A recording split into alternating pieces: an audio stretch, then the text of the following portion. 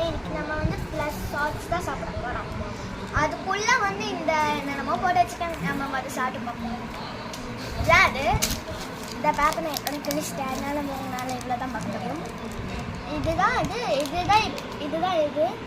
இதுக்குள்ளே மிளகாத்தூள் உப்புலாம் போட்டிருக்காங்களா தெரியுதுல எனக்கு.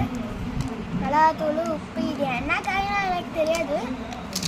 இப்போ நம்ம சாப்பிடலாம்.